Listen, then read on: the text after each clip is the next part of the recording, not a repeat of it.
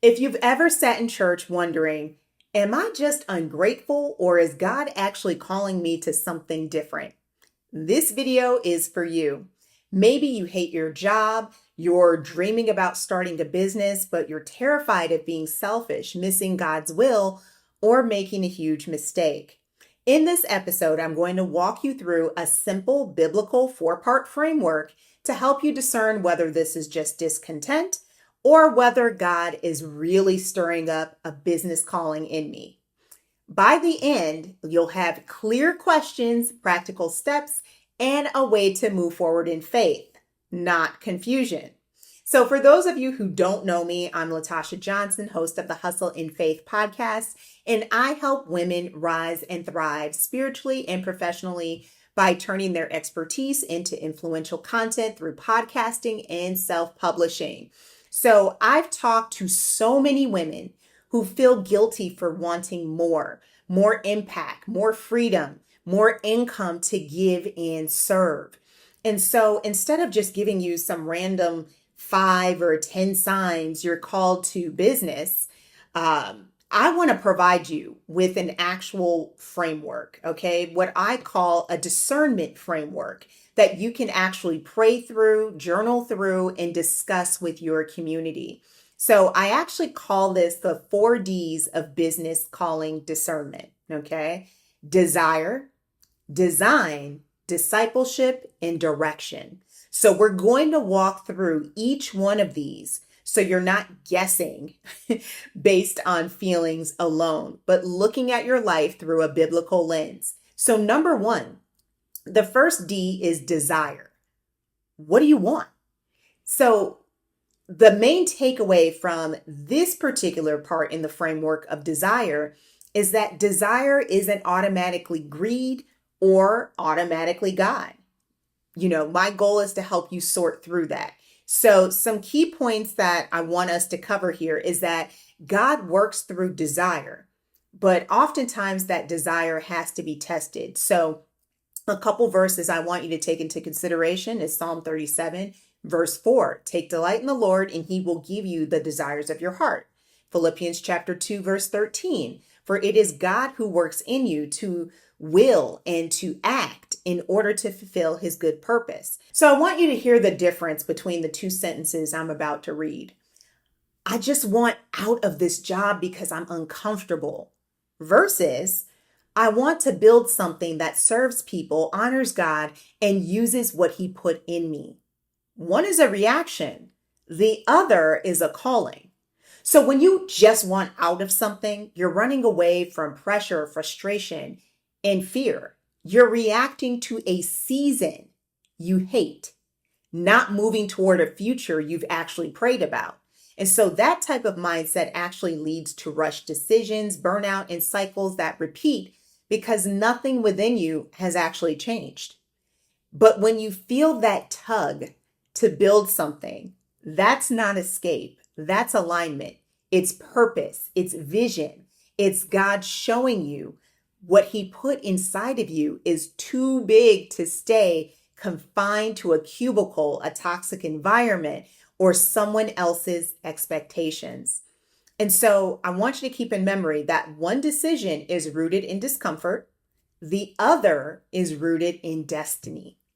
And so leaving because you're uncomfortable places the focus on the problem. Leaving because you're called places the focus on the purpose. So the first says, that first sentence I read is essentially, I can't take this anymore. The second one says, I'm ready to step into who God created me to be. And that's where the transformation takes place, folks. When your desire isn't simply to escape something painful, but to pursue something divine.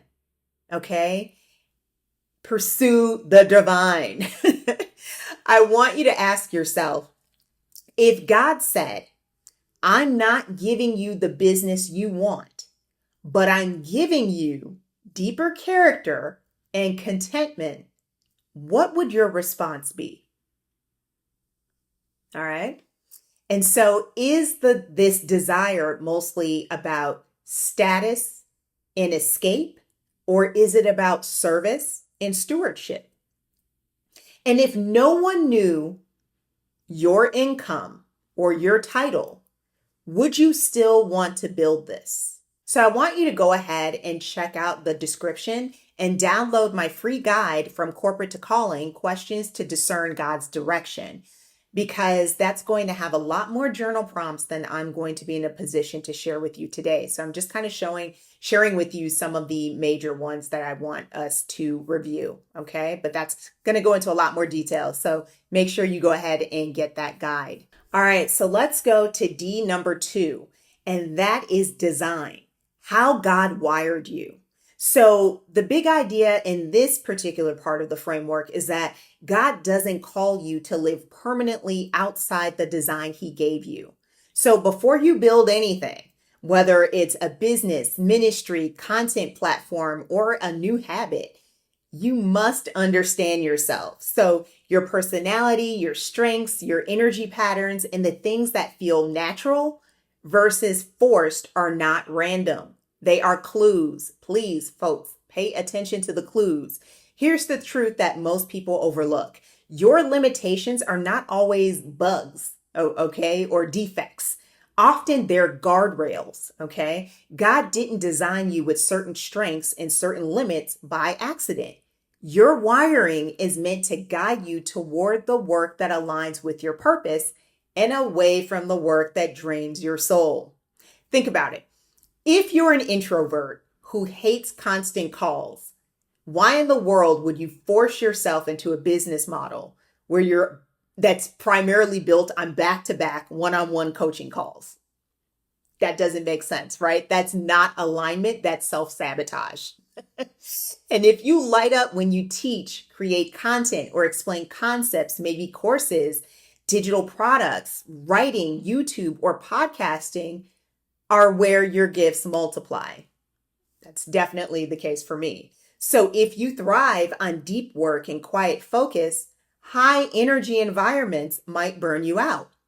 And if you're energized by community and collaboration, group programs, workshops, or partnerships feel more natural. So there's no one right way to build your God-given assignment. There's only the way that fits how he designed you. And so instead of forcing yourself into business models or roles that fight your wiring, start asking yourself, what feels natural to me? What drains me, even if I'm good at it? What tasks make me lose track of time? What environments help me show up as my best self? And what repetitive tasks feel like torture? And here's a clue, guys. In the event that you are not in a position to outsource those particular tasks, I want you to focus on automating them and delegating them as soon as you're in a position to do so, or choose a path that avoids them altogether, okay? And when you let your God-given wiring guide your decisions, you stop building from pressure and start building from purpose. And so I want to leave you with a couple more questions. What tasks make me feel most alive when I'm doing them? What do people keep affirming in me? What business models flow with how I'm wired instead of constantly fighting it? And last but not least, I just want you to remember that God is not trying to torture you with a calling that permanently crushes how he designed you. There will be stretching, of course. Yes, that's going to be there, but not a constant war against your wiring. And so I want you guys to do a very simple exercise. Again, you can download the guide that's in the description, but you can also just write this down on a sheet of paper. Things that drain you. I want you to write down all the things that drain you, all the things that energize you, and what are skills that people are always asking you about. And all of that is leading up to D number 3, discipleship, what mentors and your community see. So calling is not just a me and Jesus plus vibes, okay? It's just not like that. God often confirms things through people. And before you run full speed ahead into a new idea, calling, or opportunity, remember that Proverbs teaches us In a multitude of counselors, there is safety. Again, God created us for community, not just for comfort, but for clarity. A healthy community doesn't kill faith, but it absolutely tests fantasy, okay? And that's a good thing. Faith is not the absence of wisdom, and sometimes God confirms direction through peace, and other times he uses people. So here's the key. Not everyone's voice should carry weight, but the voices of trusted, mature believers matter. Okay? You have got to make sure you're going to the right people. Because while God can speak to you directly, he often uses the people around you to challenge your blind spots, protect you from self-deception, confirm your gifts, redirect you when your motives drift, and sharpen your discernment. So I want to leave you with some red flags that really do matter, okay? If the people closest to you, the people who love you, pray for you, and have proven wisdom, are all waving the same red flag, please pay attention. Don't ignore that flag. Pay attention. They are not trying to kill your dream. They're trying to keep you from crashing, okay? And sometimes what feels like discouragement is actually protection. I've seen that in my own life. And affirmations matter too, okay? So on the flip side, if trusted believers are constantly affirming your gifting, if they see fruit in your life, if they say, "Oh my goodness, you are so built for this," that's not flattery. That's confirmation. And God often speaks through repetition. You got to keep your eyes open though, okay? Because I've seen that too. If multiple spiritually grounded people see the same thing, your calling in you, I don't want you to shrug that off. Okay. No need to feel all, shucks, this humbleness. Okay. It's a part of your discernment process. A healthy community isn't a threat to purpose. It's a filter. It separates fantasy from assignment, impulse from calling, and excitement from obedience. So I want you to surround yourself with people who love God, love you, and aren't afraid to tell you the truth. Okay. It is so important to surround yourself with people that are not yes people. You need people that truly have your best interests at heart, and they're going to tell you the truth. Okay. Because your purpose deserves that kind of protection. And so I want to ask you these questions. Who are 1 to 3 spiritually mature people who know my character and my gifts? Okay. And here's another question. What have they consistently said that you're good at or made for? And here's another question. If I told them my business idea, would they say, "Oh my goodness, that is totally you"? Or, "Hey, you know what? I'm concerned." So part of discernment, this is your part, okay? Part of discernment is being willing to hear "not yet" or "not that way." And if I can't submit this dream to anyone else's input, it might be an idol, not a calling. So let me repeat that again, because that takes a little bit of time to kind of accept, okay? Part of discernment is being willing to hear "not yet" or "not that way." And if I can't submit this dream to anyone else's input, it might be an idol, not a calling. And so I want to encourage you this week to schedule a conversation with someone that you consider is wise and gives good advice. Okay. And last but not least, number 4, direction. What doors God is actually opening. And so God's will is often seen in actual opportunities, timing, and fruit, and not just feelings. And one of the biggest ways that God leads us, especially when we're unsure about a decision, is through doors, direction, and development. So number 1, doors opening. Okay, those are grace-filled invitations. Sometimes God guides us through opportunities that we didn't force, beg, or manipulate our way into.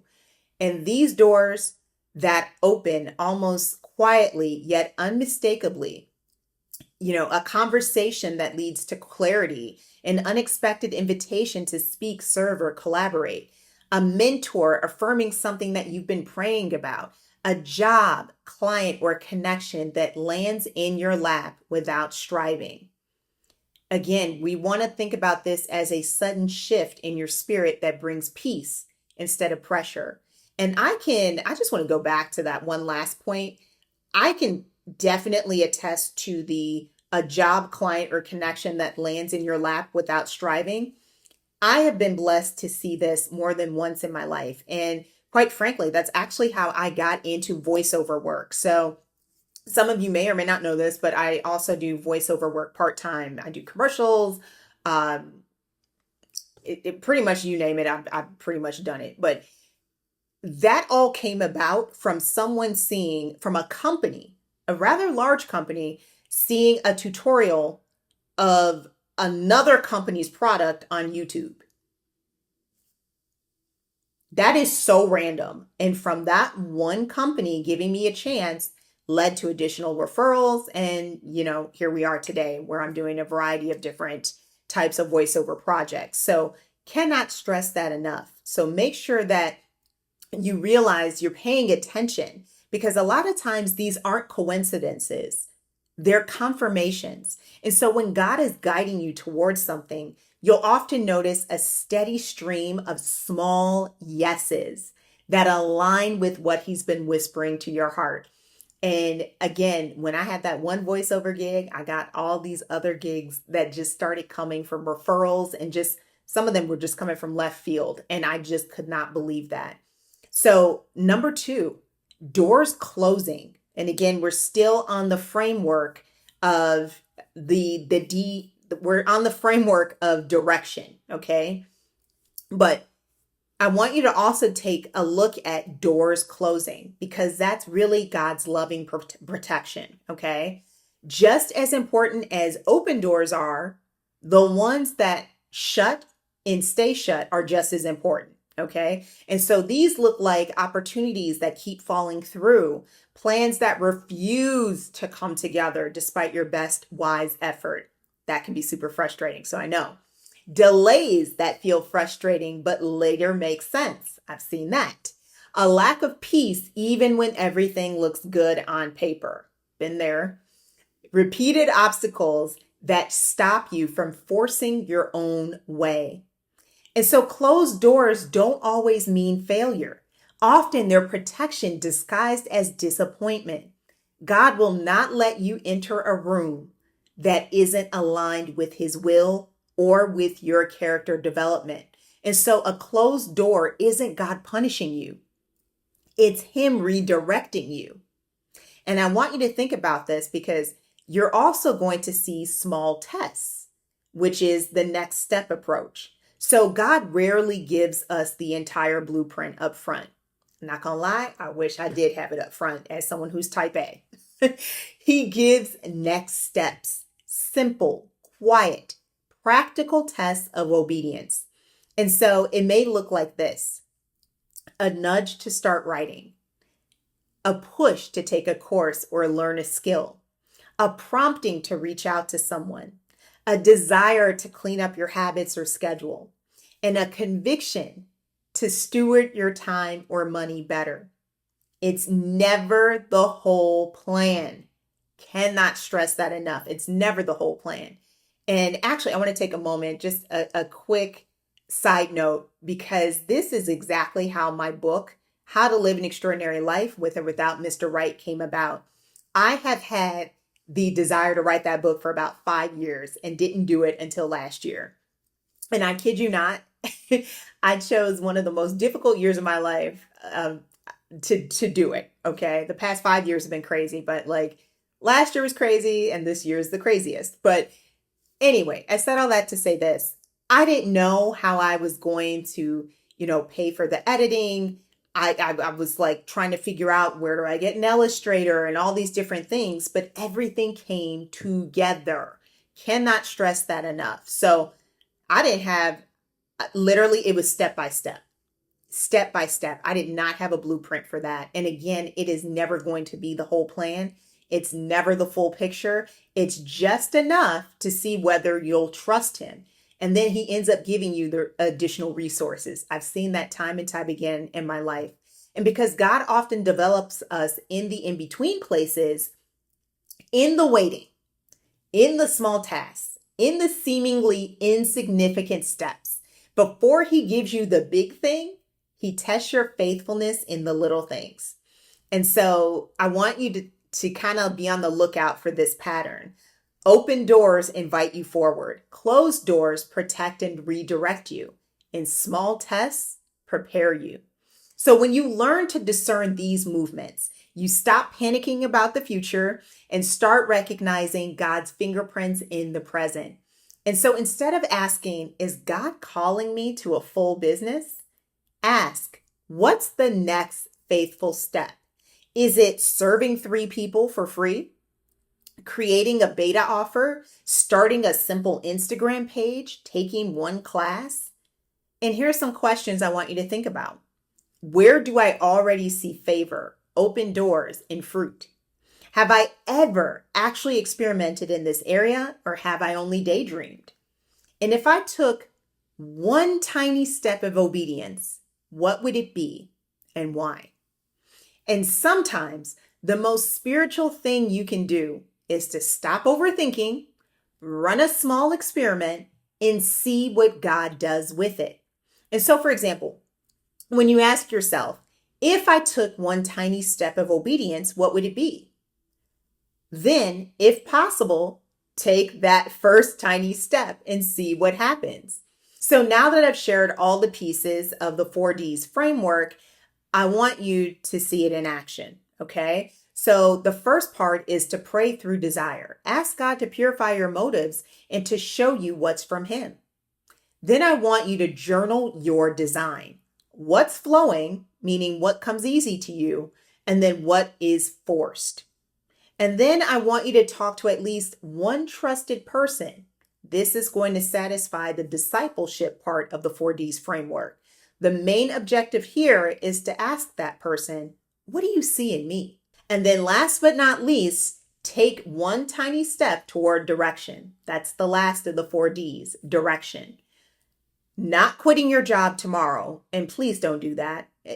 Just a side note, you can build your business while you work a full-time job. In fact, I am living proof of that. I've been doing that throughout my entire life, and I highly recommend that you do that as well, because then you're not, you can kind of build in comfort and ease instead of kind of running around like a chicken with his head cut off, trying to figure out, what do I do next? How do I make income and all this other stuff?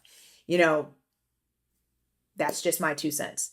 But I do not recommend quitting your job to take care of any of what I just discussed. Okay. So again, not quitting your job tomorrow, but 1 experiment that you can do in the next 7 days. Listen, you don't have to know everything to take the next step, but you do have to be willing to obey what's in front of you. So if this message resonated with you and you found it to be beneficial, please comment below or text, if you are listening to this via audio, which of the 4Ds that you feel most clear on right now, and which one that you feel that you may implement this week as well. So, if in the event that you're starting to sense that, yes, God might be calling me to start a business and you have no idea what kind or how to start, I want to be sure once again that you download my free guide, From Corporate to Calling, Questions to Discern God's Direction. And so this guide has additional questions that are going to serve as an aid in your quest to determine if God is calling you to start a business. And just to give you a heads up, I've got some amazing workshops coming up in January. And January 2026, it is right around the corner. And I am confident that they are going to help in your quest to make 2026 your time to shine. And so all of this information, once again, is going to be in the description. I'll link it below. Remember, if you're everything to everyone, you risk being no one. You never know who you will inspire. See you in the next episode.